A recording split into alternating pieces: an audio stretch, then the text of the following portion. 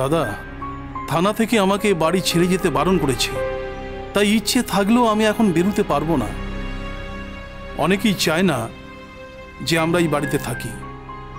কানাঘুষো শুনছি আমার ছেলের জন্য নাকি এই বাড়ির পরিবেশ নষ্ট হয়ে যাচ্ছে। কেন নষ্ট হবে কেন? রাজা তো কোনো অন্যায় করেনি। হ্যাঁ, একটা ভুল করেছে, অবশ্য সেটা ভুল কিনা সেটা এখনো পর্যন্ত জানা যায়নি। দাদা, মির্জা তো ঠিক কথাই বলেছেন। আমার মনে হয় মির্জার এক্ষুনি এই বাড়ি থেকে বেরিয়ে যাওয়া উচিত। এসব কি বলছো কি রিয়া? বাড়িতে একটা প্রবলেম হয়েছে, প্রবলেমটা সলভ না করেই চলে যাবে? আমি এত দূর থেকে এলাম প্রবলেমটা সলভ করবার জন্য, আর তোমরা সবাই এখন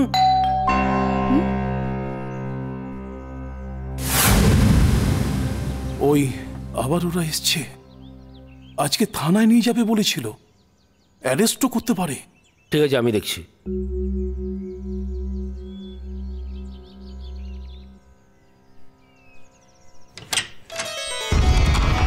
আরে বিরুদা, এসো এসো, ভেতরে এসো, ভেতরে এসো। কোথায় চলে গিয়েছিলি তুমি বলো তো? হ্যাঁ, বাড়িতে আমি সবাইকে জিজ্ঞেস করলাম, কেউ কিছু বলতেই পারলো না। বল বিরু, কেমন আছো বাবা? ভালো আছি, তুই ভালো আছিস? আমি খুব ভালো আছি। আচ্ছা। ও মা, মাগো। থাক থাক, ভালো আছিস বাবা? হ্যাঁ মা, আসলে এই পুজোর একটু আগেই চলে এলাম।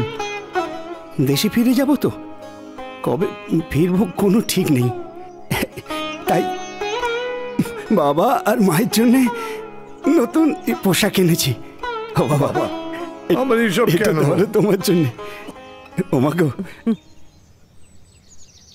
এটা তোমার ধরো।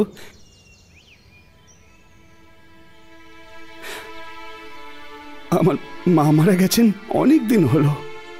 আমার বাবাও এই বছরখানেক হলো মারা গেলেন। আমি তোমাদের জন্য নতুন পোশাক এনেছি।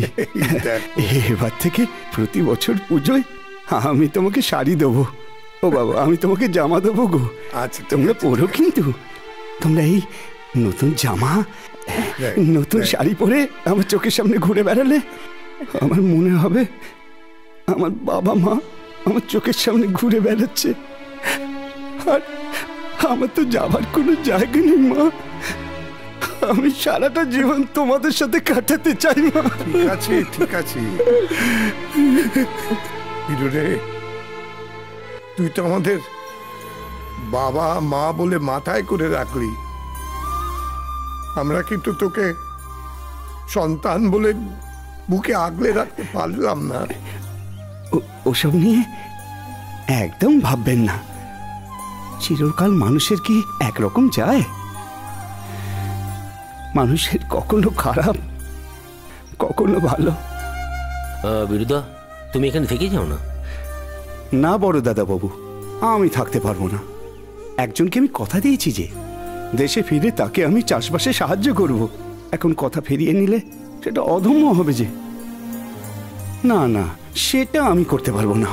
বিরু, সভ্যতা এখনো তোকে গ্রাস করতে পারিনি, তাই ধর্ম অধর্ম নিয়ে আজও তুই চিন্তা করিস। হ্যাঁ, একটা কথা বলবো?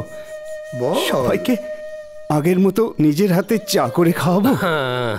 কবে আবার আসতে পারবো কোনো ঠিক নেই তো। তাই সবাই কেমন যেন থম মেরে রয়েছে যে।